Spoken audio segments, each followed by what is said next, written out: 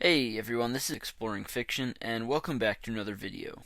So today, again, I'm talking about the Book of Boba Fett, and I'm just minutes off of watching episode 5 of the series. So before I get into anything, just know that there are spoilers for episode 5 of the Book of Boba Fett ahead.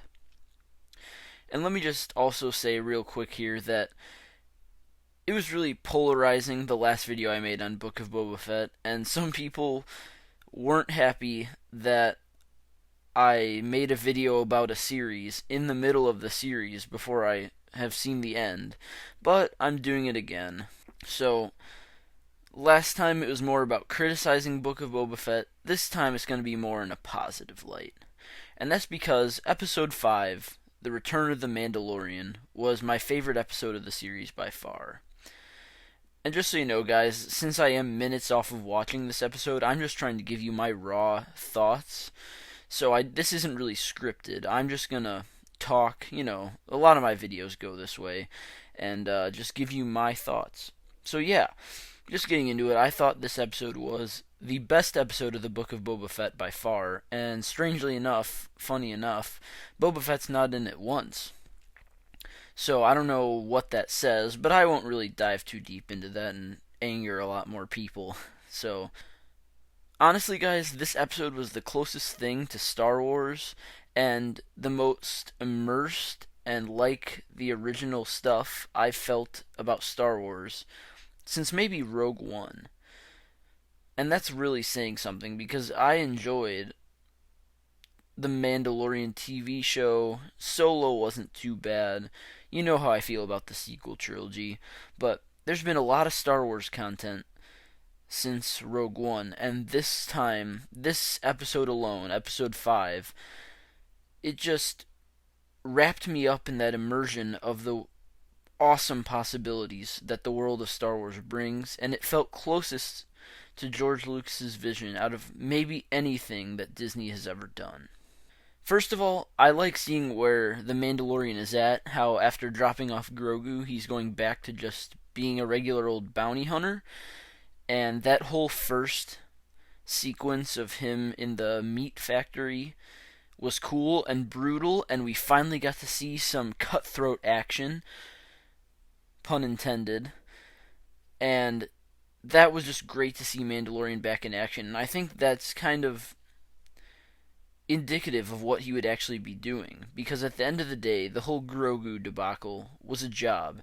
Yes, it had a lot of unintended consequences and relationships evolved from that, but it was just a job, and now he's back to doing jobs again.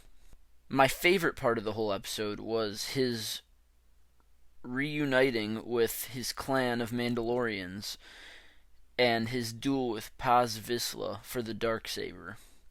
Now, this was just awesome to see. The whole space ring civilization was just something straight out of George Lucas's mind, so that was very cool. And the whole underground Mandalorian hideout, and they're the only three left, was just awesome. And the whole duel between him and Paz Vizsla was very well done.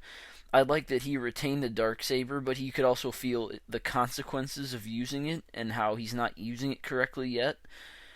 And I love how he was kicked out of the clan of Mandalorian Puritans because he had to take his helmet off in season 2 of The Mandalorian.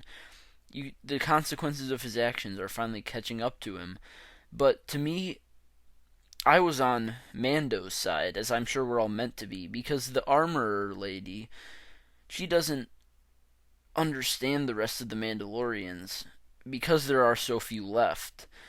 And I'm not sure if I just have to watch this again, but I got the feeling that she didn't know Bo-Katan was still alive, and so that's kind of an interesting plot point that they might be able to do something with going forward.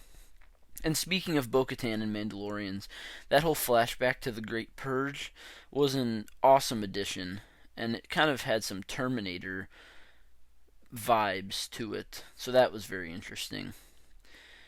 And then everything about him leaving and going to Tatooine seemed very natural.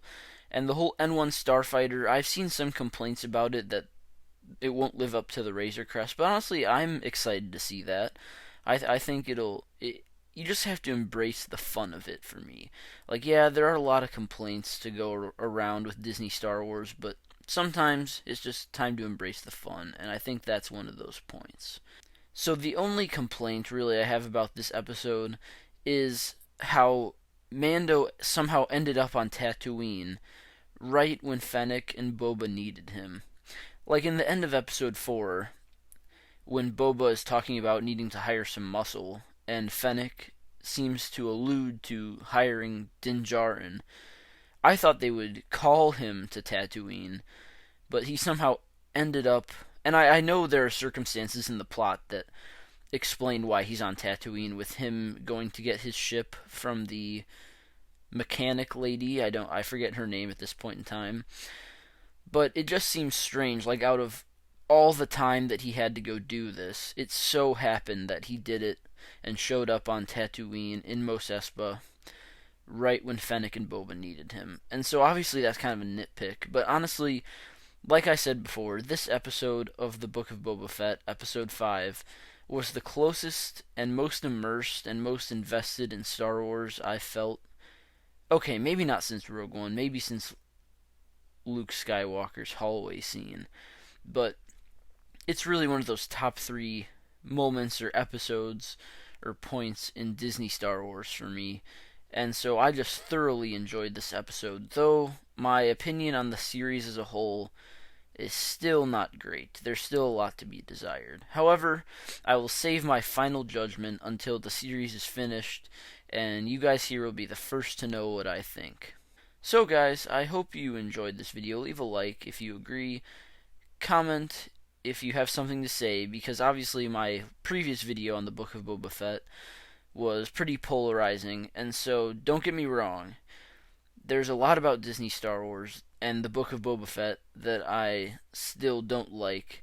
I just think this episode was a little snapshot of something great. Subscribe if you're new. I would love to have you, and like always, I will see you next time.